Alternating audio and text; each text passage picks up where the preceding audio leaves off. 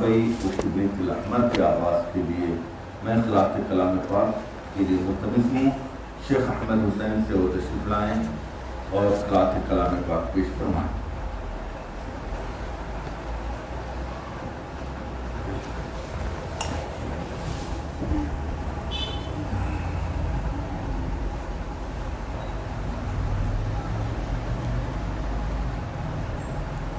تھوڑا جھکا لو، وہ سیدھے کرو، اس کو جھکا۔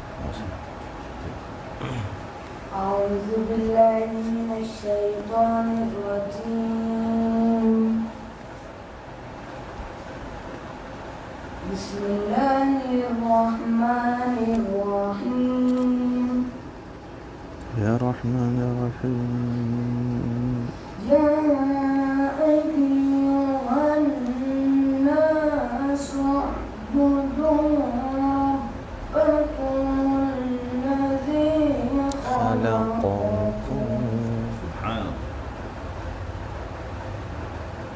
الذی خلقکم والذین من قبلکم لعلکم تتقون،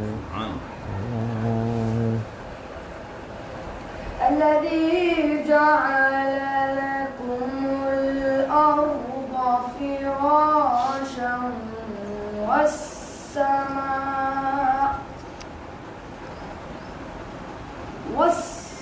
والسماء بناء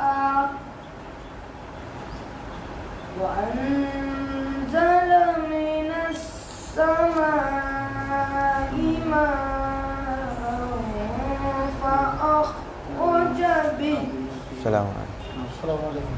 فأخرج به من الثمرات رزقا لكم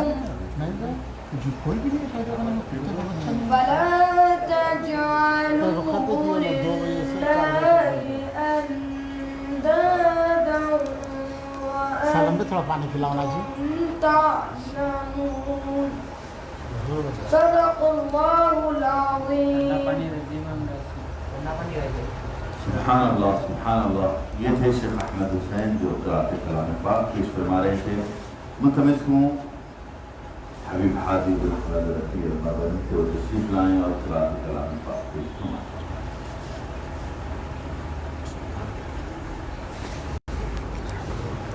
السلام علیکم ورحمۃ اللہ وبرکاتہ۔ وعلیکم السلام ورحمۃ اللہ وبرکاتہ۔ اعوذ باللہ من الشیطان الرجیم، بسم اللہ الرحمن الرحیم، یا رحمان یا رحیم،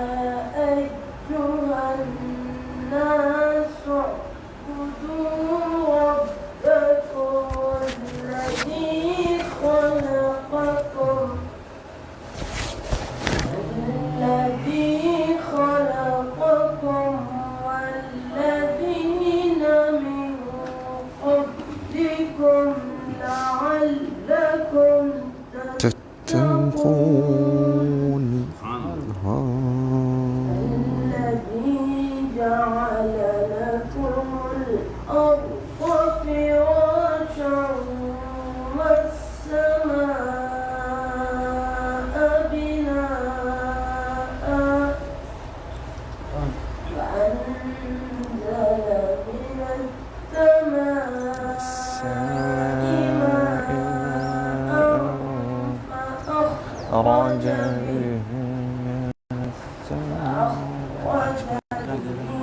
من الثمرات رزقا لكم فلا تجعلوا لله أندادا وأنتم تعلمون، صدق الله العظيم۔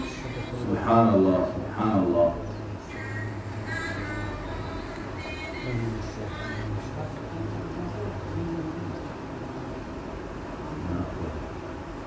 ملتمس ہوں حبیب عباس کے احمد رفیع سے وہ نعت شریف پیش فرمائیں. وہ پڑھتے ہیں وہی پڑھتے ہیں جو یاد ہے وہ پڑھ لیں.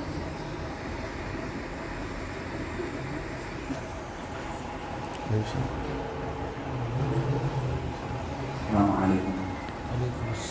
وعلیکم السلام ورحمۃ اللہ. سیدھا کر لو. اچھا ٹھیک. حضرت اسٹینڈ لے لے.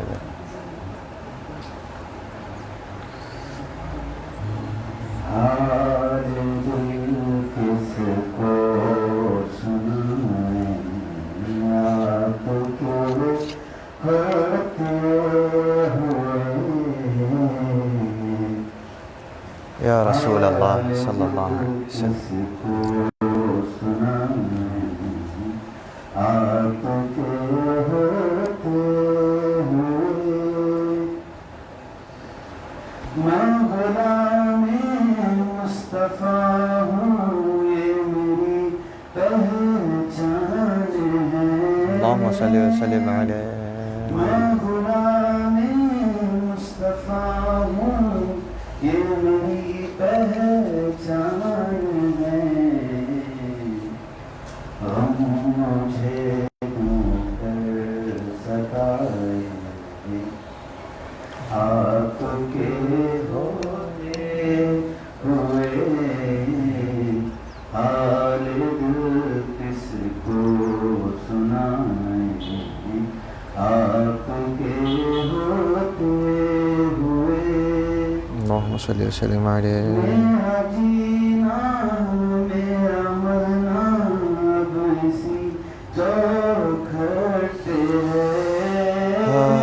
یا رسول میرا اللہ. جینا میرا مرنا اب اسی چوکھٹ ہے. ہم کہاں سرکار جائیں آپ کے ہوتے ہوئے کیوں کسی کے در پہ جائیں آپ کے ہوتے ہوئے. کون ہے الطاف اپنا حال دل کیسے کہیں. کون ہے الطاف اپنا ہاں یار اللہ. یا اللہ. سے کہیں زخم دل کیسے کو دکھائیں آپ کے ہوتے ہوئے کیوں کسی کے در پہ جائیں آپ کے ہوتے ہوئے. اللہم صلی وسلم. سالم پڑھتے ہیں. ہاں سالم سامنے آئیے. یہ سالم. اب میں ملتمس ہوں درس فقہ شافعی اور طبیعت الاحمر کے لیے حضرت مولانا حبیب سہیل بن سعید الرجوع صاحب سے آج کے درس کا آغاز فرمائیں.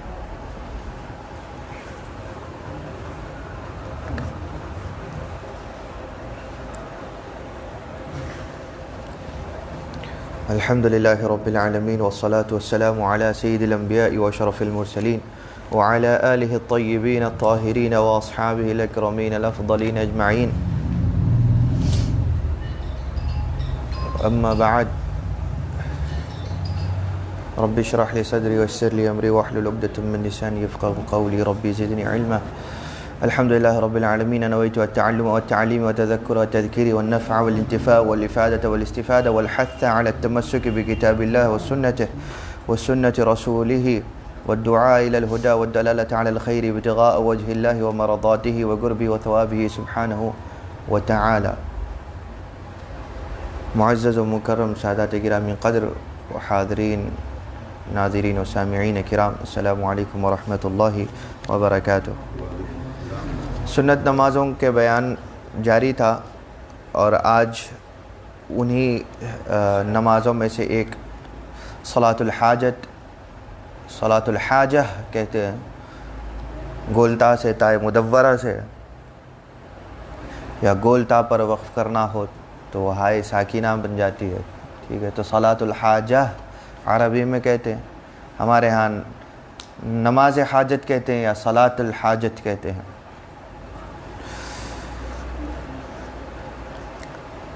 تو اس کے متعلق بیان یہ ہے کہ حاجت چاہے اللہ کی طرف ہو یا مخلوق کی طرف ہو، حاجت چاہے اللہ کی طرف ہو یا مخلوق کی طرف ہو، صلاۃ الحاجت کی 2 رکعت نفل ہیں جو حاجت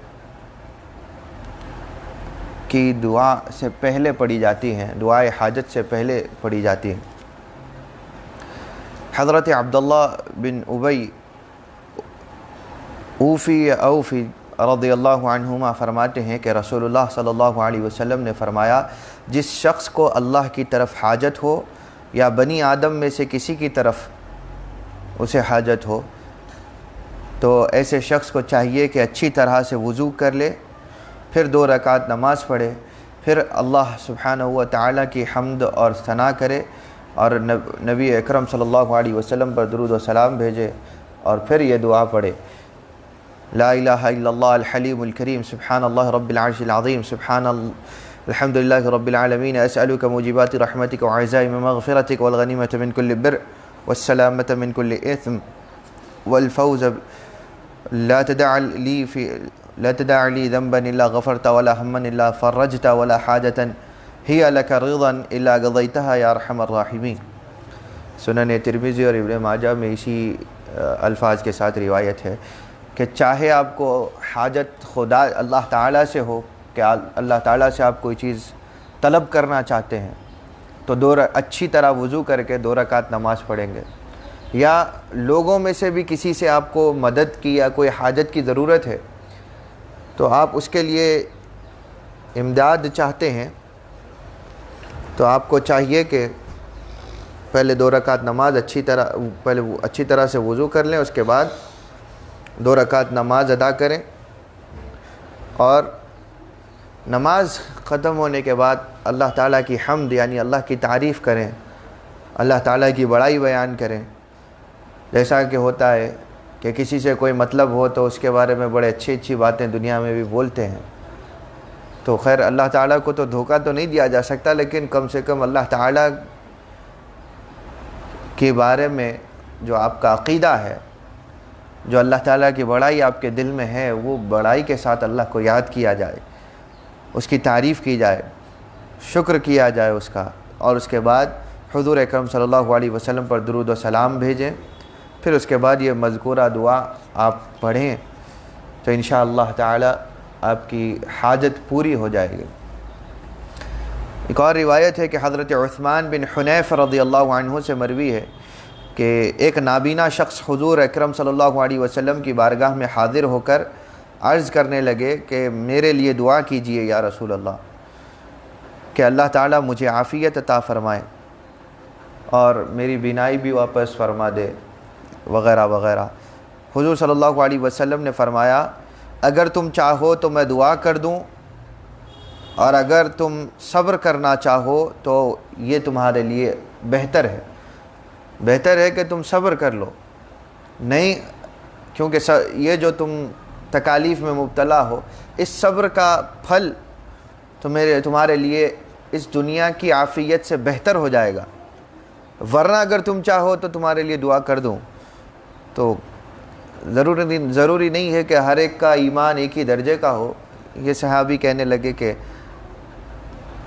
یا رسول اللہ صلی اللہ علیہ وسلم آپ میرے حق میں دعا ہی فرما دیجئے، مجھ سے صبر نہیں ہوگا۔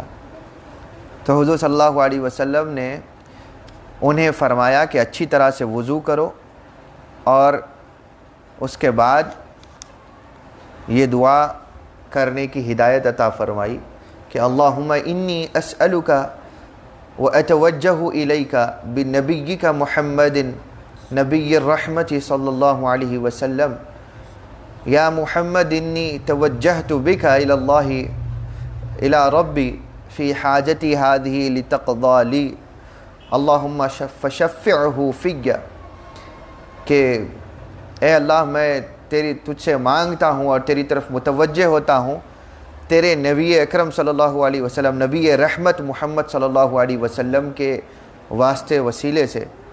یہ خود حضور صلی اللہ علیہ وسلم سکھا رہے ہیں وسیلہ طلب کرنا، سنن ترمذی ابن ماجہ کی روایت ہے، اور امام نووی نے کتاب الاذکار میں بھی اس کو ذکر فرمایا کہ اے اللہ میں تجھ سے فلاں چیز کا سوال کرتا ہوں، ایک چیز مانگتا ہوں اور تیری طرف متوجہ بھی ہو رہا ہوں، تو تیرے نبی اور نبی رحمت محمد صلی اللہ علیہ وسلم کے وسیلے سے.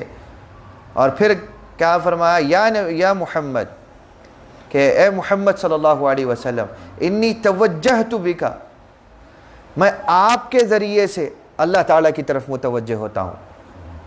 فی حاجتی ہادہ، میری اس حاجت کے معاملے میں، میری اس محتاجی کے معاملے میں جو بھی معاملہ ہو، وہ نیت آپ کے دل میں، آپ کے ذہن میں رہے، نماز کے ساتھ ہی، دعا پڑھتے وقت بھی. لتقضی لی، تاکہ اللہ تعالیٰ آپ کے ذریعے سے میری وہ قضا، میری حاجت جس کے لیے میں متوجہ ہوا ہوں، وہ آپ کے ذریعے سے اللہ تعالیٰ پوری فرما دے. اللہم فشفعہ فیہ، اے اللہ حضور اکرم صلی اللہ علیہ وسلم کو میرے لیے شفیع بنا دے، میرے لیے شفاعت کرنے والا بنا دے. تو لوگ جو کہتے ہیں جو ہے نا وسیلہ کرنا، یہ کرنا، وہ کرنا، یہ سب غلط ہے، ویسا ہے، ایسا ہے، یہ سب باتیں غلط ہیں. اور اس میں تو باتیں ترمذی کی روایت ہے، ابن ماجہ کی روایت ہے، اب اگر ضعیف ہے وہ ہے کہیں گے تو امام ترمذی نے اس روایت کو ذکر کرنے کے بعد کہا فَهَذَا حَدِيثٌ حَسَنٌ صحیح، یہ حدیث صحیح اور حسن ہے، یعنی بہتر ہے، قابل قبول ہے. اب یہ اصطلاحات ہیں، اب عام لوگوں کو تو اصطلاحات حدیث معلوم نہیں ہوتی، لوگوں کو حدیث ضعیف ہے، صحیح ہے وغیرہ وغیرہ کہہ کے لوگوں کا ذہن خراب کر دیتے ہیں. حدیث ضعیف ہوتی تو ذکر کیوں کی جاتی؟ حدیث اگر قبول کرنے، عمل کرنے کے لیے نہیں ہوتی تو ذکر کیوں کی جاتی؟ خیر، ایک اور حدیث ہے حضرت وہیب یا حضرت وہیب ابن الورد سے مروی ہے کہ انہوں نے فرمایا ان دعاؤں میں سے جو اللہ تعالیٰ کی طرف حاجت کے لیے کی جاتی ہیں، ان میں سے ایک دعا یہ بھی ہے کہ جو کبھی نامقبول نہیں ہوتی. بندہ مومن 12 رکعتیں پڑھے، ہر رکعت میں الحمدللہ یعنی سورہ فاتحہ اور آیت الکرسی اور سورۃ الاخلاص پڑھنے کے بعد نماز سے فارغ ہو کر سجدہ شکر کرے اور یہ دعا پڑھے کہ سبحان الذی لبس العز وقال به، سبحان الذي تعطف بالمجد وتكرم به، سبحان الذي احصى كل شيء بعلمه، سبحان الذي لا ينبغي التسبيح الا له، سبحان ذي المن والفضل، سبحان ذي العز والكرم، سبحان ذي الطول والفضل، اسألك بمعاقد العز من عرشك ومنتهى رحمته، من كتابك وباسمك الأعظم وجدك الأعلى وكلماتك التامة التي لا يجاوزهن بر ولا فاجرا ان تصلی علی محمد وعلی آل محمد. یہ روایت کو امام غزالی نے احیاء العلوم میں لیا ہے اور فرمایا کہ جو شخص شدید حاجت کے وقت میں، یہ روایت شدید حاجت کے وقت کے ضمن میں کی گئی ہے کہ جب شدید حاجت ہو اور جائز حاجت ہو تو اس وقت میں 12 رکعتیں پڑھ کر ہر رکعت میں سورہ فاتحہ کے بعد آیت الکرسی اور سورۃ الاخلاص ہر رکعت میں اسی طرح 12 رکعتوں میں پڑھ کر یہ دعا سجدہ شکر کرے اور اس کے بعد یہ دعا پڑھے، تو پھر اپنی حاجت جو بھی ہو وہ ذکر کرے تو اللہ تعالیٰ اس کی حاجت کو مقبول کر دے گا، یعنی اس کو قبول فرمائے گا، اس کی حاجت پوری کر دے گا. شرط یہ ہے کہ اس دعا میں آپ کی حاجت جو بھی ہو اس میں گناہ کا کوئی پہلو نہ ہو، کہ کوئی ایسی چیز نہ ہو کہ جو شریعت نے ناجائز رکھی ہو یا جس کو اللہ تعالیٰ پسند نہیں کرتا ہو. اگر ویسی چیز مانگ رہے ہیں تو گناہ ہوگا. حضرت وہیب کہتے ہیں کہ ہم نے سنا ہے کہ اگلے لوگ اس طرح کیا کرتے تھے کہ اس دعا کو بے وقوفوں، پہلے کے جو لوگ تھے حضرت وہیب سے پہلے کے جو صحابہ تھے، وہ اکثر شدید حاجت کے وقت میں اس نماز اور اس دعا کے ذریعے سے مدد لیتے تھے اور فوراً ان کی حاجت روائی ہو جایا کرتی تھی. تو یہ ذکر کر کے حضرت وہیب کہتے ہیں کہ اس دعا کو بے وقوفوں کو نہ سکھاؤ، ورنہ وہ اس کے ذریعے سے خدا کی معصیت پر یعنی گناہوں پر مدد لیں گے. یعنی کہ اتنی مقبول دعا ہے، خطرہ ہے کہ کہیں گناہوں کی بات میں کے لیے بھی وہ اس دعا کو استعمال نہ کر لیں. اس روایت کو عبداللہ ابن مسعود رضی اللہ عنہ نے بھی حضور صلی اللہ علیہ وسلم سے روایت کیا ہے. مسئلہ یہاں پر ایک یہ ہے کہ نوافل میں سے مکروہ اوقات میں سوائے تحیۃ المسجد اور خسوف اور استسقاء کی نماز کے اور کوئی نماز مستحب نہیں ہے. یعنی کہ تحیۃ المسجد، خسوف، استسقاء کی نماز کے علاوہ دوسری نمازیں مکروہ اوقات میں پڑھنا ٹھیک بہتر نہیں ہے. نہیں پڑھی جا سکتی ایسا نہیں ہے، بعض نوافل اور بھی ہیں جن کی اجازت ہے، لیکن اجازت سے ہر چیز کا پڑھنا ضروری نہیں ہے. شریعت میں اجازت کا مقصد یہ نہیں ہوتا کہ ہر جائز کام کیا جائے، ہر جائز کام کرنے کے لیے بھی نہیں ہوتا، لیکن ہر حرام سے بچنے کا ضرور حکم ہے. نماز سنت الوضو اور سفر کا دوگانہ، یعنی سفر میں نکلنے سے پہلے جو 2 رکعت پڑھی جاتی ہیں اور گھر سے نکلنے کے وقت جو نماز پڑھی جاتی ہے، اور نماز استخارہ، یہ تمام نمازیں مکروہ اوقات میں مستحب نہیں ہیں. امام غزالی نے احیاء العلوم میں اس مسئلے کو ذکر فرمایا. اب اس کے علاوہ چند چھوٹی چھوٹی اور سنت یعنی نفل نمازیں ہیں جن کو مسنون کہا جاتا ہے، لیکن یہ ایسی نمازیں ہیں، یاد رکھیے، کہ جن کا چھوڑنا گناہ نہیں ہے، کرنے سے آپ کو اللہ تعالیٰ ثواب دیتا.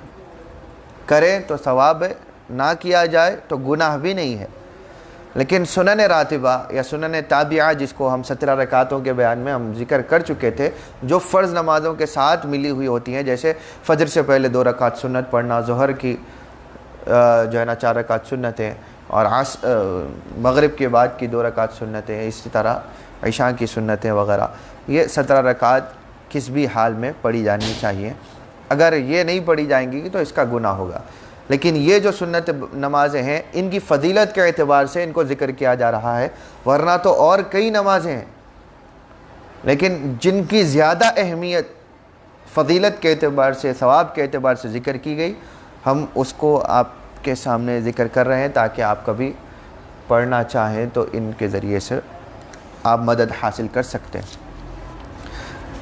تو اگلی نماز ایک صلاۃ الاحرام ہے، یعنی حج کی نیت کرتے وقت 2 رکعت نفل پڑھنا سنت ہے، اور فضیلت اسی 2 رکعت کی تعداد میں ہے. یعنی فضیلت 2 رکعت ہی کی تعداد میں ہے. اگر آپ چاہیں تو ایک تکبیر تحریمہ سے 2 سے زیادہ رکعت بھی پڑھ سکتے ہیں. یہ نماز احرام سے قبل اس طرح پڑھی جائے کہ احرام کی نماز کہلائے، یعنی کہ نماز پڑھتے ہی فوراً آپ احرام باندھ لیں.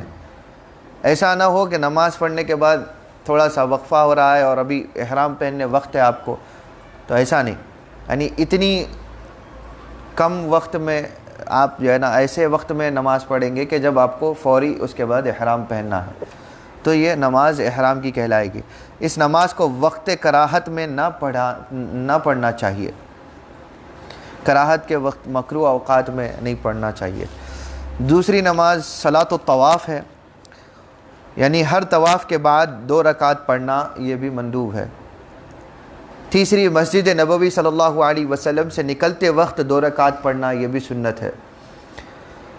نماز زوال یعنی سنت الزوال بھی اس کو کہا جاتا ہے، آفتاب ڈھلتے ہی، یعنی سورج جو اپنی ہائیسٹ پیک پر ہوتا ہے، جو ایک دم سیدھا ہوتا ہے، اس کے بعد جو اس کے اندر تھوڑا سا ڈھلنا شروع ہو جاتا ہے، تھوڑا سا سیٹ ہوتا ہے وہ زوال کی طرف، یعنی اپنے سر کے آپ کے ایک دم سر کے اوپر رہنے کے بعد کچھ دیر رہتا ہے، اس کے بعد میں پھر وہ اپنی تھوڑی سی پوزیشن چینج کر دیتا ہے.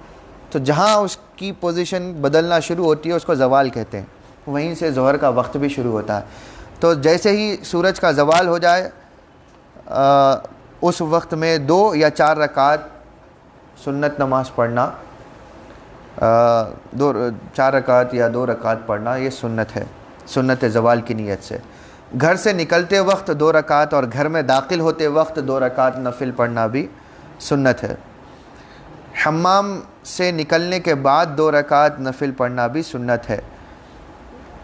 آپ غسل کر کے جب بھی باہر آئیں تو آپ جو ہے سنت نماز پڑھیں تو یہ آپ کے لیے بہتر ہے، نہ پڑھیں تو گناہ بھی نہیں ہے۔ 2 رکعت اچھا، یہ حمام میں جو حمام سے باہر نکلنے کے بعد جو نماز ہے، لیکن کبھی کبھی حالات اگر خراب ہو جاتے ہیں، کبھی جگہ کوئی مسائل کہیں ہو جاتے ہیں، آج کل تو نہیں ہے ویسے، لیکن کبھی ایسے آ جائیں کہیں پتہ نہیں کس کا کہاں پہ کیا ماحول ہے، تو اگر ضرورت آ جائے تو حمام میں بھی نماز ادا کی جا سکتی ہے، بیت الخلاء میں نہیں، حمام کی بات ہو رہی ہے، ٹوائلٹ میں نہیں۔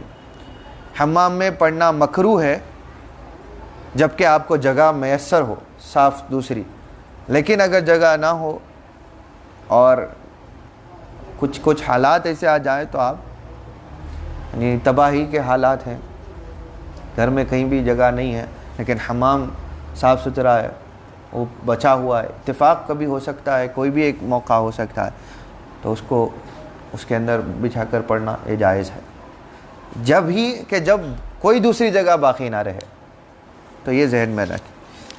خالی پڑھنا، جگہ رکھتے ہوئے پڑھنا یہ مکروہ ہو جائے گا۔ سفر پر روانہ ہوتے وقت گھر میں 2 رکعت پڑھے اور جب سفر سے واپس آئے تو بستی کی مسجد میں 2 رکعت پڑھنا یہ سنت ہے۔ اب بستی کی مساجد تو آج کل کھلی نہیں رہ رہی، آج کل تو لوگ بڑی جلدی نماز پڑھتے ہی جو ہے نا 10 منٹ کے اندر جو ہے نا لاک ڈال دیتے چلے جاتے ہیں، چندہ کرنے کے وقت آئے تو سب سے چندہ کرتے ہیں، نماز کا وقت آئے تو وہی لوگوں کو روک دیتے ہیں، کیا بولتے ہیں مسجد کا نماز کا وقت ہو گیا بند ہو گئی۔ تو یہ انتظامیہ کون سی روش پر ہے نہیں معلوم، مساجد تو کھلی رہنی چاہیے، کوئی کسی بھی وقت کسی مجبوری کے تحت جماعت نہ ملے بعد میں آ کر پڑھنا چاہے تو اس کے لیے مسجد کیوں بند کی جا رہی؟ گھر میں پڑھ لو کہہ دے رہے ہیں، بند کر دے رہے ہیں۔ چلو اب تک وبا تھی، ایک اور بات ہے کہ وبا کے تحت آپ نے بند کیا تھا، عام طور پر وبا سے پہلے بھی یہی حال تھا، وبا یہ خطرے ٹلنے کے بعد اجازت ہے مساجد کھلی رکھنے کی، تب بھی وہی حال ہے۔ کوئی باہر ہوتا ہے بیت الخلاء استعمال کرنا چاہتا ہے مساجد کا، اس کو اجازت نہیں دیتے، وضو خانے بند کر دیتے ہیں، اگر کوئی وضو کر کے نماز پڑھنا چاہے تو نہیں، وضو آپ کر لے کیا، اور نماز پڑھنا چاہے تو پڑھ لو، کہیں ایسا حال ہے۔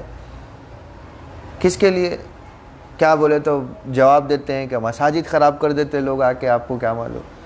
تو خراب کرنے والے 1-2 رہتے اور محروم کئی لوگ رہ جاتے، تو جو خراب کرنے رہتے آپ تو چندہ بھی کر رہے ہیں یا نہیں بھی کر رہے ہیں، تو پھر آپ کھولے کیوں مسجد میں بیت الخلاء رکھے کیوں؟ تو آپ صفائی کا بھی انتظام کرو یا خود صاف کرو، اس میں کوئی کراہت نہیں ہے۔ مساجد کو صاف کرنے والوں کی اہمیت بھی حضور کے پاس یہ ہے کہ حضور صلی اللہ علیہ وسلم کے دور میں مسجد کی صفائی کرنے والے کا انتقال ہو گیا رات کے اندھیرے میں۔ صحابہ حضور صلی اللہ علیہ وسلم کو بیدار کرنا یا حضور کی آرام میں خلل ڈالنے کو پسند نہیں کیا، مشورہ کیا اور کہا کہ اگر ہم حضور کو اطلاع دیں گے تو حضور کا آرام خراب ہو جائے گا۔ وہ نیت سے صحابہ نے رات کے اندھیرے میں جو مؤذن تھے ان کا جو صفائی والے تھے ان کا انتقال ہو گیا، بیت الخلاء صاف کرتے تھے مسجد کے، اور دوسری جو ہے نا مسجد کی صفائی کا کام دیتے تھے۔ انتقال ہو گیا، وہ ان کا کفن دفن کا انتظام کیا، تجہیز و تکفین ہو گئی، اور صبح حضور صلی اللہ علیہ وسلم نے کافی دیر کے بعد میں غور کیا کہ آج صفائی کرنے والے وہ فلاں نہیں دکھے، تو حضور صلی اللہ علیہ وسلم نے پوچھا کہ وہ کہاں ہیں؟ صحابہ نے کہا کہ یا رسول اللہ رات کے تاریکی میں انتقال ہوا، ہم نے صبح سے پہلے ان کی تجہیز و تکفین کر دی، اس لیے کہ ہم نے آپ کو کے آرام کو خلل میں ڈالنا پسند نہیں کیا، تو لہذا ہم نے خود نماز جنازہ بھی پڑھا دی اور تدفین بھی کر دی۔ تو آج کل تو اتنے کرم فرما بھی کوئی بھی نہیں ہے، انتقال ہو گیا تو اچھا ہے مر گیا چھوڑو، ہمارا کیا کام ہے، گھر والوں کا کام ہے۔ تو کوئی مروت ہی نہیں رہی ہے مسلمانوں کے اندر۔ خیر صحابہ نے تو اپنی حضور کے تربیت یافتہ تھے، حق ادا کیا، حضور جلال میں آ گئے، کہا کہ وہ انتقال کر گیا تو تمہارا کام تھا کہ مجھے اطلاع دیتے، مجھے اس کی خبر کی نشاندہی کرو، بتاؤ کہ کہاں پہ دفنایا ہے۔ حضور کو بتایا گیا، حضور نے تدفین کے بعد میں پھر اس کی قبر پر نماز جنازہ پڑھی، کہا کہ وہ اللہ تعالیٰ کے پاس بہت زیادہ مقبول تھا۔ کس عمل نے اس کو مقبول بنایا تھا؟ اللہ اور اس کے رسول کو اس سے محبت کس وجہ سے تھی؟ مسجد کی صفائی کرتے تھے بس اس لیے۔ تو اب بول دو، آپ صدر صاحب کو بول دو کہ آپ خود کرو، تو صدر صاحب تو انگار سے جو ہے نا غصے اور غضب سے جو ہے نا لال پیلے ہو جائیں گے۔ یا کمیٹی کی کوئی ممبر کو بول دو بھائی اگر ویسا خوف ہے تو آپ خود صاف کر لو، یا نہیں تو کسی کو صاف کروانے رکھو، تو کہیں گے پیسے دو۔ ہر چیز پیسہ پیسہ پیسہ، تمہارے پاس نہیں ہے کیا صاف کرانے کے لیے؟ تو صاف کرو، اپنے نفس کو مارو۔ امام غزالی جیسے بڑے بڑے اکابر، امام غزالی جیسا عالم شاید ہی عالم اسلام میں کبھی کوئی پیدا ہو، یا عین ناممکن ہے کہ وہ ایسا کوئی عالم پیدا ہو۔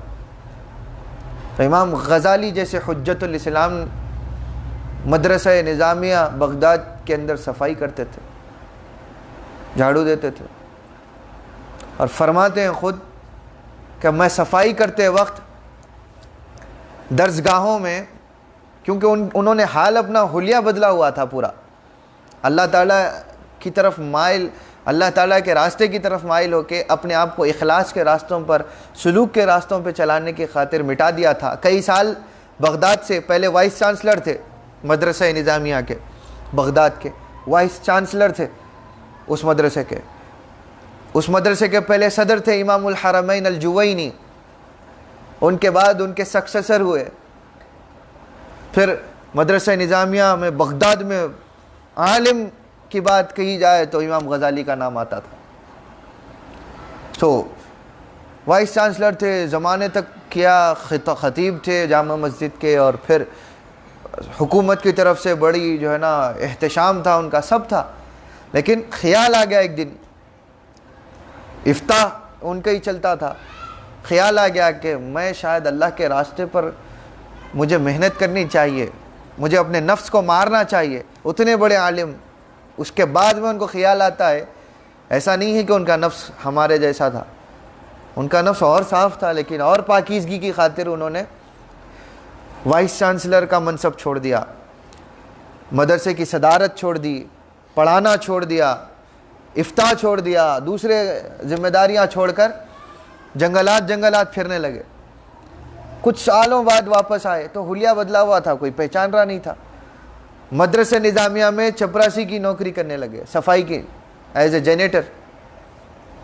تو صفائی کرتے تھے، کہتے ہیں کہ صفائی کرتے وقت میں خود سنتا تھا کہ درسگاہوں میں یعنی کلاسز میں پڑھانے والے اساتذہ امام غزالی کی کتابیں بچوں کو پڑھا رہے ہیں اور خود امام غزالی صفائی کر رہے ہیں۔ وہ نفس کا عالم۔ آج کسی کی ایک کتاب کی کوئی تعریف کرتا ہوا دکھ جائے تو بس اس کا نفس اپنے میں نہیں رہتا۔ امام غزالی کی کتابیں حل کر رہے ہیں بیٹھ کر بڑے بڑے اساتذہ، تو وہ ان کا یہ عالم تھا۔ بھائی آپ مارنے میں کیا ہے، زندگی بھر تو پیسے کے پیچھے بھاگ کے تو آخری میں صدر بن کے بیٹھے مساجدوں کے، تو اب بھی جو ہے نا بیٹھ کر جو ہے نا اپنی چلانا ہے، تو پھر مرنے کے بعد میں کیا کرنا ہے آپ کو؟ تو یہ حال ہے۔ مساجد کھلی رہنی چاہیے، اگر نہ رہیں تو بالآخر گھر میں آ کر نماز پڑھ لیجئے، ورنہ تو طریقہ یہ تھا کہ جب بھی سفر سے واپس آتے تو پہلے مسجد میں 2 رکعت پڑھتے پہلے کے لوگ، اور اس کے بعد اپنے گھروں کو آتے۔ ذہن میں باتیں آ گئیں تو سنا دی آپ کو کہ یہ مسائل آپ کو یاد رہنے چاہیے کہ کل کو کبھی آپ کے ذمہ داری میں کوئی ایسی چیزیں آئیں تو آپ ایسی چیزوں کو اجازت دیجیے۔ خود ہم دیکھتے ہیں کہ ہم کبھی نماز جماعت سے ہماری مس ہو جاتی ہے تو کبھی کوئی مسجد میں جانا چاہتے ہیں تو بھائی کہیں سیکیورٹی گارڈ رہتے، کہیں کوئی رہتے تو بند ہو گئی. امام صاحب مؤذن صاحب بھی بولتے ہیں کہ بند ہو گئی. نہیں تو بند کرنا ہے ان کو، اب جانا ہے تو جلدی پڑھو بھائی. اب بھائی صاحب کے واسطے جلدی پڑھیں گے نماز ہے. نماز میں اب خیال اللہ کا نہیں، ان کا رہیں گا کہ انہوں بند کر دیتے بھائی جلدی پڑھو. لا حول ولا قوت الا باللہ. یہ حال جب سے بنایا ہوا ہے سارا عالم اسلام گمراہی کہ کہیں نہ کہیں ایسے راستوں پر چل رہا ہے جہاں پہ وہ ہدایت قبول نہیں کرنا چاہتا، اور خود اپنی کیفیات رہتی ہیں تو پردہ ڈال دیتے، دوسرے ان کے اوپر ڈال کے بول دیتے کہ دوسرا ویسا ہے. خود اپنے اندر بھی وہ چیز رہتی لیکن وہ چیز کو اپن اصلاح نہیں کرتے. اور پھر حال یہ ہے کہ دیکھو ہر جگہ اسلام پستی کا شکار، اور دشمنوں سے ہاتھ ملا کر بڑے جشن منا رہے ہیں لوگ. اللہ رحم کرے. نئے ملک اور اجنبی سرزمین پر سے گزرتے وقت 2 رکعت نفل پڑھنا بھی مسنون ہے. اس میں وہ سرزمین بھی داخل ہے جہاں کسی نے اس سے پہلے کبھی نماز نہیں پڑھی ہو، کہ ایسی زمین کہ کبھی کسی نے نماز نہیں پڑھی ہے وہاں پر، لیکن آپ وہاں سے گزر رہے ہیں، نئی سرزمین ہے تو وہاں پر آپ 2 رکعت نفل کیوں نہ ہو پڑھنا سنت ہے، تاکہ وہاں پر نماز ادا ہو جانے یا اس سرزمین کو بھی نماز کی جگہ بننے کا شرف حاصل ہو جائے. زفاف کی نماز بھی ایک سنت ہے. دولہا اور دلہن کو ہم بستر ہونے سے قبل 2 رکعت نفل پڑھنا سنت ہے. آج کل تو لوگ جو ہے ارطغرل وغیرہ دیکھ کر سیکھ رہے ہیں کہ شادی کے بعد میں پہلے نماز پڑھنا ہے، اس کے بعد میں جو ہے نا ہم کلام ہونا ہے. تو حالات یہ ہیں کہ جو چیز پہلے سیکھنی چاہیے تھی، خیر چلو پھر بھی اچھا ہے کہ کچھ میڈیا کم سے کم کوئی اچھا کام تو کر رہا ہے، اور ہمارے پاس کے علماء مصروف ہیں کہ حرام کے ناجائز کے فتوے دینے. ارطغرل دیکھنا جائز ناجائز اس میں پڑے ہوئے ہیں، اسی میں رہ جاؤ. کوئی اچھی چیز سیکھنے کو آئے، کوئی آگے چیز بتائی جائے تو اس کے بعد ابن العربی کا کوئی کیریکٹر بتا رہا ہے تو کہتے ہیں کہ کوئی اس کے اوپر سوال کر کے کہتے ہیں کہ اتنے بڑے بزرگ کا کیسے بتاتے، ان کا کیسے ارے تمہاری وسعت ذہنی کہاں ہے؟ تم پڑھ لیے کتاب میں، رسم المفتی پڑھ لیے، سب پڑھ لیے، اور تمہارے کو فتوے دینا نہیں آ رہا تو کیا فائدہ؟ جبکہ بات آج یہ کوئی ایک سیریل کی خاطر نہیں بات کہہ رہا، کہ کوئی آج کل کے میڈیا کے دور میں جہاں پر لوگ اکثر میڈیا سے متاثر ہو رہے ہیں، وہاں پر کوئی اچھی چیز کے ذریعے سے اگر ذہن اچھا پیدا ہو رہا ہے تو آپ اس سے بھی روک رہے ہیں. آپ کیا سمجھتے ہیں؟ آپ ارطغرل سے روک لیے، چلو ٹھیک ہے، آپ کے سننے والے رک گئے، تو کیا دوسرے حرام کاری نہیں دیکھتے کیا؟ یہ پرٹیکولر یہ چیز میں تو نہیں دیکھیں گے لوگ، لیکن دوسرا گناہ سب دیکھیں گے. تو کیا اچھی چیز بھی دیکھنے سے روک دے رہے ہیں تو کیا فائدہ؟ جبکہ دوسرے علماء مصر وغیرہ کے حوالے لیں تو، اور دیگر جو ہے نا علماء کی بات کہیں دنیا بھر کی، انہوں نے کبھی کوئی سوال نہیں کیا، کہا جو اچھی چیز ہے لے لو، جو برائی اگر محسوس ہوتی ہے کہ غلط ہے اس کو چھوڑ دو، ختم ہو گئی بات. تو خیر دولہا دلہن کو ہم بستر ہونے سے قبل 2 رکعت نفل پڑھنا بھی سنت ہے. ایک اور نماز ہے آج کے درس کے لیے، وہ یہ صلاۃ التوبہ. توبہ کی نیت سے 2 رکعت توبہ کے کلمات ادا کرنے سے، عام طور پر توبہ کی دعا کرنے سے قبل پڑھنا، اگرچہ کہ گناہ صغیرہ ہو، یعنی ضروری نہیں ہے کہ بڑے گناہوں پر ہی آپ صلاۃ التوبہ پڑھیں، چھوٹے چھوٹے گناہ بھی اگر جب سرزد ہو جائیں تو 2 رکعت توبہ کی نیت سے رکعت پڑھیں، نویت اصلی صلاۃ التوبۃ رکعتین کہہ کر، اور اس کے بعد استغفار کریں، یہ سنت ہے. توبہ اگر آپ گناہ کرتے ہی آپ نے توبہ کر لی دل میں بھی اللہ تعالیٰ سے کہ یہ غلط ہو گیا، میں معافی چاہتا ہوں، دل سے تائب ہو گئے اللہ سے، اس کے بعد بھی جب بھی موقع ملے 2 رکعت توبہ کی نیت سے نماز پڑھ لیں، اور توبہ کے قبول کے شکر میں بھی پڑھ سکتے ہیں کہ اگر توبہ کی توفیق آپ کو ہوئی تو یہ قبولیت کی علامت میں سے ہے، تو توبہ کی قبولیت کے شکر میں بھی نماز پڑھنا سنت ہے۔ انشاءاللہ آئندہ درس میں صلاۃ الکسوف و خسوف یعنی سورج اور چاند گہن کی نماز کے بارے میں مسائل جو ہوں گے وہ ذکر کیے جائیں گے۔ آج کے درس میں جو کچھ بھی آپ کو سوالات ہوں کر سکتے ہیں تاکہ ہم اگلے درس کی طرف آگے بڑھ سکیں۔ اگر سنن رواتبہ اذان نہیں کرے تو کیا گناہ ہوگا؟ سنن رواتبہ سنت مؤکدہ کی طرح ہیں کہ جس کو اگر نہ پڑھا جائے تو گناہ ہوگا۔ یہ جان بوجھ کر ترک کرنے والی نمازیں نہیں ہیں، اور بھولے سے اگر چھوٹ جائیں تو بھی اس کی قضا بھی پڑھ سکتے ہیں، حتیٰ کہ یہ تک سنن رواتبہ کا مرتبہ۔ اور کوئی سوال؟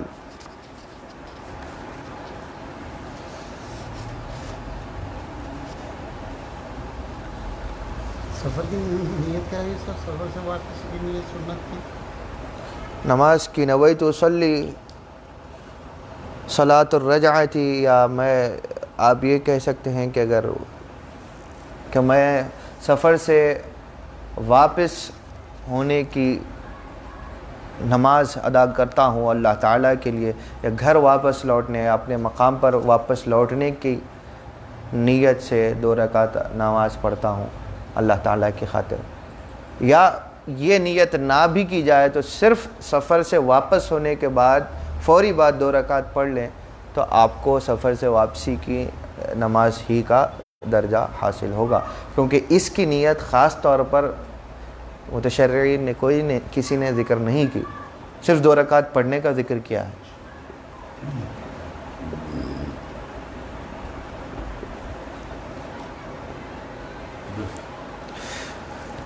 سوالات ہمارے پاس میں ہے نہیں تو ہم انشاءاللہ درس کے اگلے حصے کی طرف آگے بڑھتے ہیں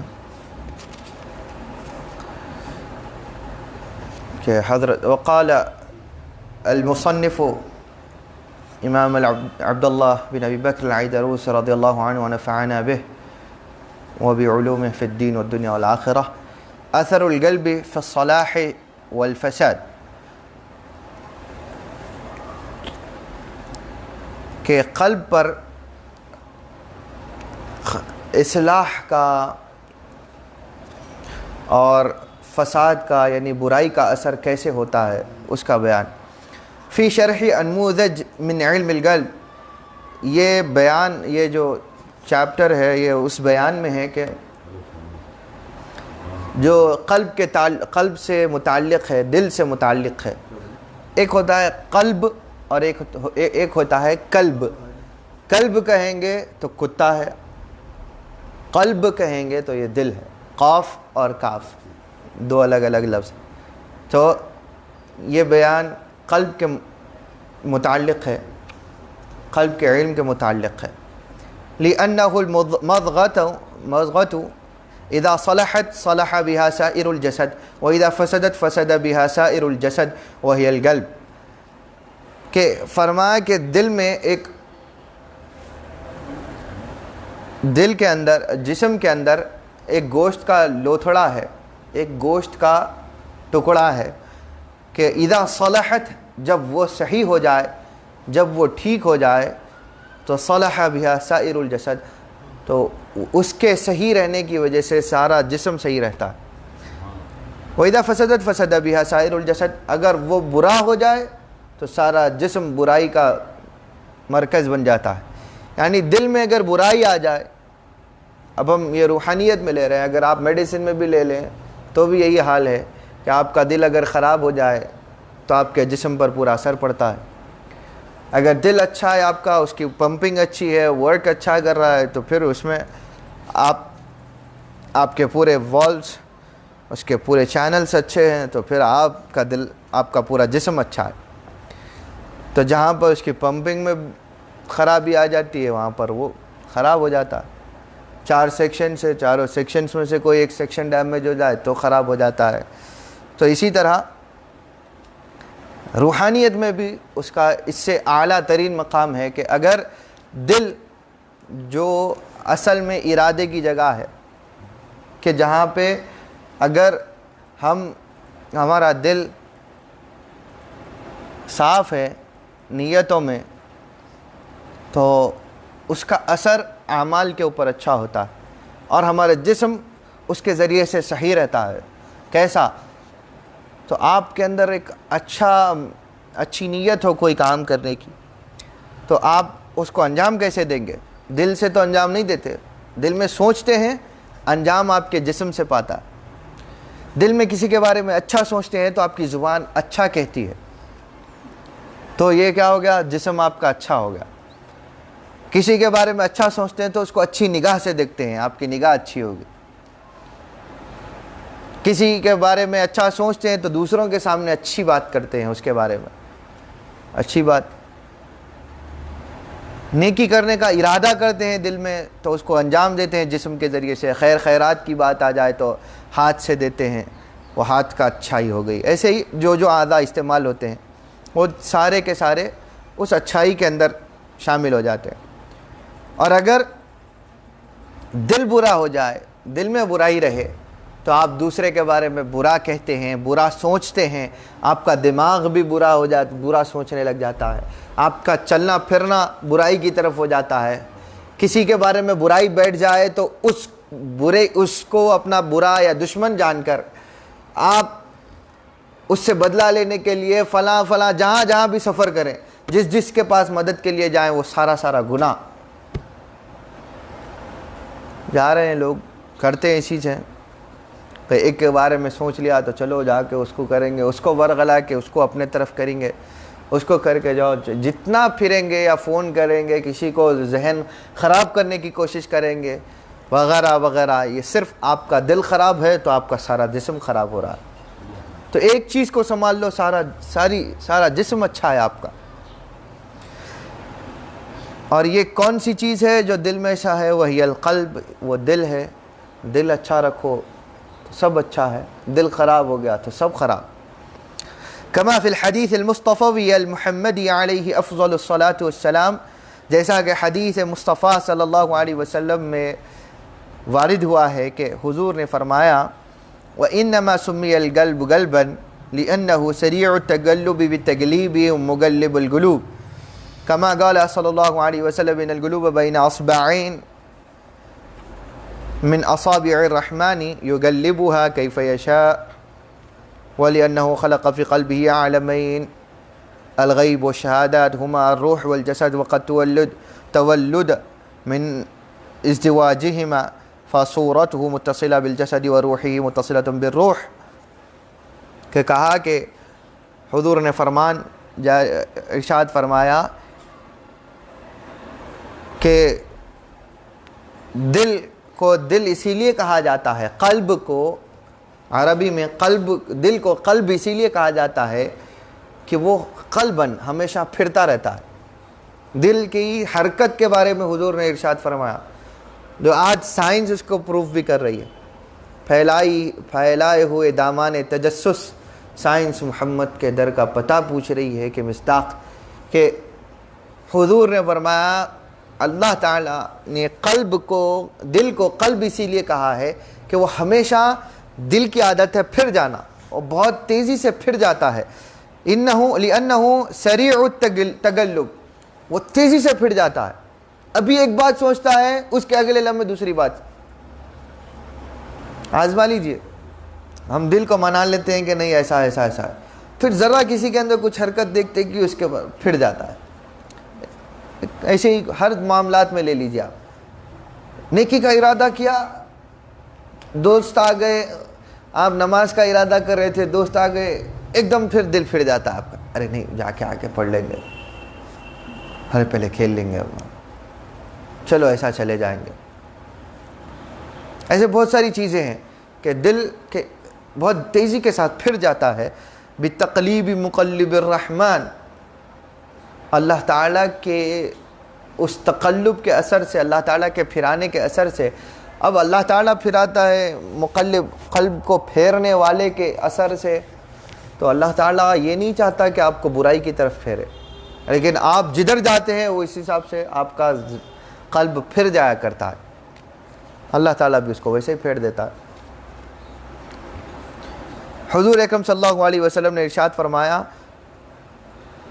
ان القلوب، دل حقیقت میں اللہ تعالیٰ کی 2 انگلیوں کے درمیان ہے، 2 انگلیوں کے بیچ میں ہے قلب اللہ کا، یقلبھا کیف یشاء، اللہ جیسا چاہتا ہے اس کو پھیر دیتا ہے۔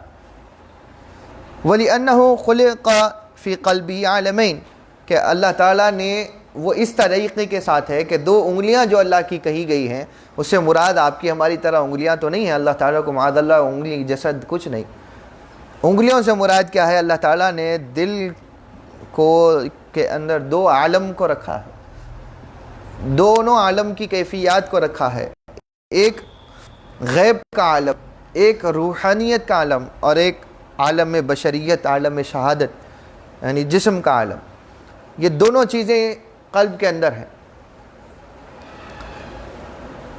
اور اس کی تشکیل کیسے دی؟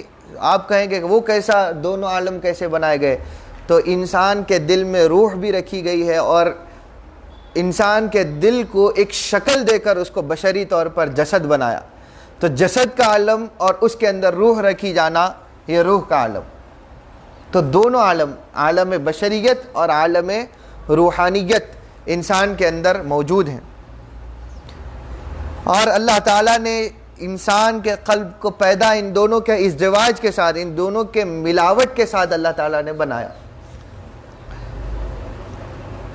اور اس کی صورت جسم کے ساتھ بھی ہے، روح کے ساتھ بھی متصل ہے، اور اس کی طرف حضور اکرم صلی اللہ علیہ وسلم نے ارشاد فرماتے ہوئے کہا ان عالم الغیب والشہادۃ باصبعین، کہ اسی طرف اشارہ کر کے فرمایا کہ یہ روح اور جسد کا عالم ہی 2 اللہ تعالیٰ کی انگلیاں کی طرف کہہ کر اشارہ فرمایا، بانہما صورۃ صفتین لطف اللہ وجہرہ، وقد ورد في الحديث قال رسول الله صلى الله عليه وسلم ان القلوب بين اصبعين من اصابع الرحمن ان شاء اقامها وان شاء زاغها، قوله ان شاء اقامه باستعلاء صفات روحانیت عليها اقامة متوجها الى حضرة العزة، کہ کہتے ہیں کہ اللہ تعالیٰ نے اس کو اس لیے ایسا رکھا ہے کہ انسان جب گناہ کی طرف آمادہ رہتا ہے، برے اعمال کی طرف آمادہ رہتا ہے، تو اس کا خود بخود اثر عالم سفلی کی طرف چلے جاتا ہے، نچلے عالم، زمین کی سطح کے اندر، طبقات کے اندر گھس جاتا ہے، اور اسفل السافلین اسی کو اللہ تعالیٰ نے کہا کہ ہم نے انسان کو لوٹا دیا کس میں؟ فی اسفل السافلین، اسفل السافلین میں۔ وہ کیا ہے؟ وہ اپنی خواہشات کا عالم، جس کو بشریت کہہ کر اللہ نے تعارف دیا۔ تو جب انسان برائی کی طرف رہتا ہے تو بشری تقاضے ہوتے ہیں، اور اس کا اثر اس کے دل پر پڑتا ہے، اور اسی طرح جب انسان اچھے اعمال کرتا ہے، نیک اعمال کرتا ہے، یا تسبیح تحلیل کرتا ہے، ذکر کرتا ہے اللہ کا، تو خود بخود اس کا دل اللہ تعالیٰ کی طرف پلٹتا ہے، اور اللہ تعالیٰ کی روحانیت کو اور اللہ تعالیٰ کے اس امداد کو، اللہ تعالیٰ کی قربت کو محسوس کرتا ہے۔ ہر بندے کا دل اپنے اپنے درجے کے اعتبار سے وہ محسوسات ہوتے ہیں، کبھی نماز پڑھتے ہو دل بہت اللہ تعالیٰ کی طرف لگ جاتا ہے، آپ کی توجہ بہت زیادہ خدا کی طرف ہو جاتی ہے، کہیں کہیں آپ عبادت میں تسبیح پڑھتے رہیں، آپ کو اتنی بہت ساری چیزیں فکر میں آ جاتی ہیں، اللہ تعالیٰ کی فرما برداری کی طرف خیال چلا جاتا ہے۔ یہ کیوں ہوتا ہے کہ آپ روحانیت، عبادات کا سارا معاملہ روحانیات کے ساتھ، ان کی لذت روح کو ملتی ہے، عبادت کا مزہ روح کو ملتا ہے، تو روح کے اندر جیسے ہی عبادت کا اثر پیدا ہوتا ہے، روح مضبوط ہوتی ہے، قوی ہوتی ہے۔ جسم کو کھانا دیجیے آپ تو جسم مضبوط ہو جاتا ہے، اور آپ دن بھر بغیر کھانے کے رہ کر دیکھیے، آپ کا جسم میں کیسا کمزوری پیدا ہو جاتی ہے۔ جیسے ہی کھانا کھائے کمزوری محسوس ہونے کے بعد کھانا کھا کے دیکھیے جسم میں مضبوطی محسوس ہوتی ہے. اسی طرح عبادات کا معاملہ ہے. آپ عبادتیں نہیں کر رہے, چھوڑتے جا رہے ہیں, آپ کی روح بہت کمزور ہو گئی, ذکر نہیں, کچھ نہیں. جیسے ہی آپ نمازیں پابندی سے پڑھنا شروع کریں, ذکر چھوٹا چھوٹا صحیح, تھوڑا تھوڑا 5-10 منٹ ذکر کرنا شروع کریں روزانہ, اس کی لذت, اس کی کیفیت آپ کے دل پر پڑتی چلی جاتی, آپ کے دل کو کھینچتا چلا جاتا. تو جب یہ آپ کے دل کو کھینچتا ہے تو آپ کو اللہ تعالیٰ کی قریب کر دیتا ہے. تو یہ اسی لیے کہا کہ دل کے اندر اللہ تعالیٰ نے دونوں عالم بنائے, اور یہی اللہ تعالیٰ کی 2 انگلیوں کی مانند ہے. 2 انگلیوں کی کے اعتبار سے ان کو کہا گیا, حالانکہ وہ اللہ کی انگلیاں نہیں ہیں, لیکن ان کو تعبیر دی گئی کہ 2 انگلیوں کی طرح ہے. جہاں پر انسان جس مزاج کی طرف آگے بڑھتا ہے, اس کا مزاج جو کرنے کے اوپر آمادہ ہوتا ہے, اسی طرح سے قلب کے اوپر کیفیت آتی ہے, اور جو قلب کے اوپر کیفیت پھر بڑھ جاتی ہے وہی جسم کے اوپر آ جاتی ہے. دل میں گناہ آ جائے تو جسم گناہ کرنے کی طرف آگے بڑھتا ہے, اور آگے بڑھ جائے تو سارا جسم گناہگار, گناہ صادر ہو جاتا.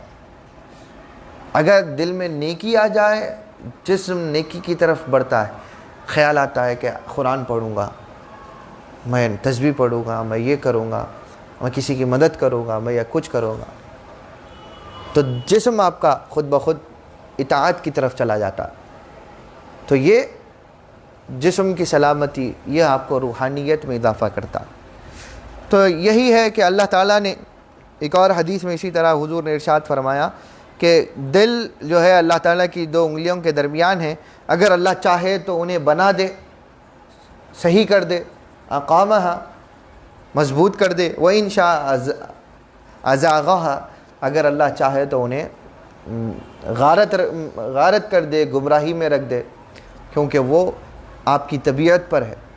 جب آپ کے دل میں تقلب پیدا ہو, آپ اسی وقت اپنے دل کا خیال رکھیں.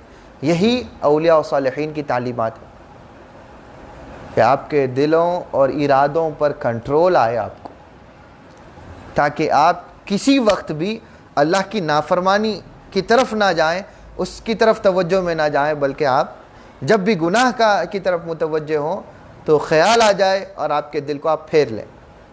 دل جب تک ہے, جب تک دل پھرتے ہی رہے گا, لیکن جب دل پھرے, جب اس کو کنٹرول کر کے واپس لائیں, یہ اولیاء اللہ کی تعلیمات کام کرتی ہیں.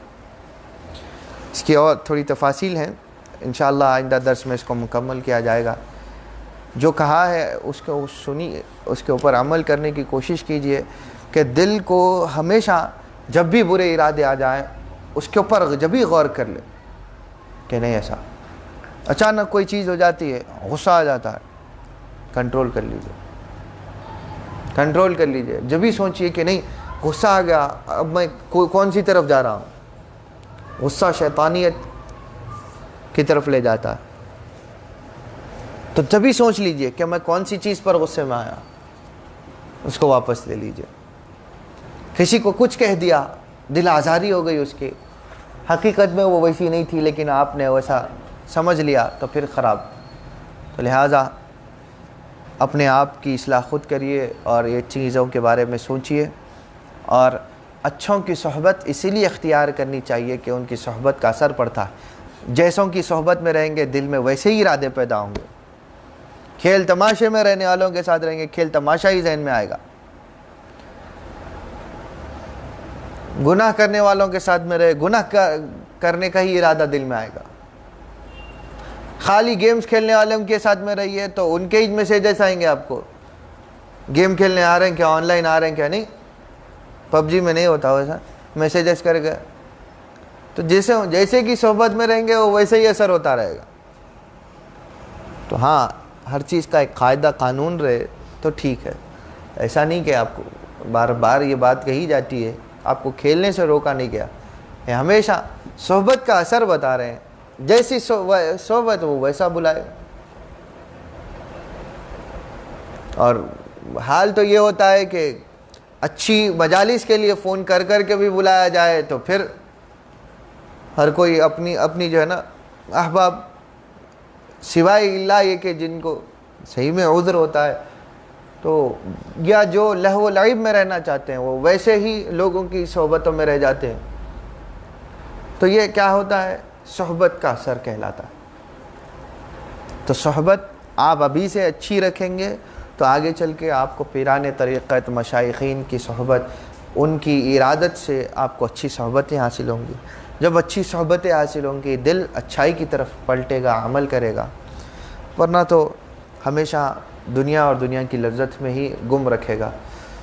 اللہ تعالیٰ سے دعا ہے کہ کہنے سننے سے زیادہ اللہ ہمیں بھی عمل کی توفیق دے، آپ کو بھی عمل کی توفیق دے. اللہ نے جو کچھ ہمیں پڑھنے کی اللہ تعالیٰ نے توفیق دی، اس پر عمل کی بھی توفیق عطا فرمائے. اس کو صحیح انداز سے اور مزید سمجھنے، اس کے صحیح معانی و مفاہیم کو سمجھنے کی توفیق دے. سیدنا المصنف امام العیدروس رضی اللہ عنہ کے مراد و مقصد کی طرف مائل ہونے اور ان کی بتائے ہوئے طریق پر عمل کرنے اور ان کے تمام مشائخین کی صحیح راہ اور ان کے صحیح طریق پر اللہ تعالیٰ گامزن رہنے کی توفیق عطا فرمائے تاکہ اللہ تعالیٰ کا وصول ہم کو میسر آئے. اللہ تعالیٰ اپنے کتاب اور سنت کے ساتھ ہمیشہ وابستہ رکھے، پابند رکھے. جو بیمار ہیں اللہ تعالیٰ ان کو صحت و عافیت عطا فرمائے. جو پریشان حال ہیں ان کی پریشانیوں کو اللہ دور فرمائے.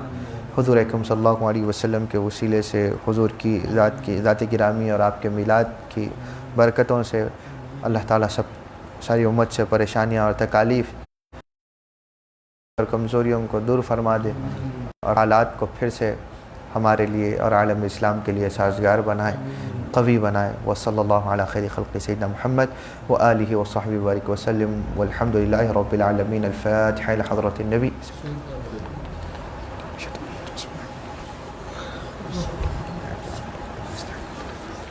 صراط الذين أنعمت عليهم غير المغضوب عليهم ولا الضالين. آمين آمين آمين آمين. اللهم آمين. اللهم اجعل جمعنا هذا جمعا مرحوما واجعل تفرقنا من بعده تفرقا معصوما ولا تدع فينا ولا منا ولا معنا ولا من أمة سيدنا محمد شقيا ولا محروما. ربنا آتنا في الدنيا حسنة وفي الآخرة حسنة وقنا عذاب النار. وصلى الله على النبي أمجد ورسول الله سعد سيدنا محمد وآله وصحبه وبارك وسلم. والحمد لله رب العالمين.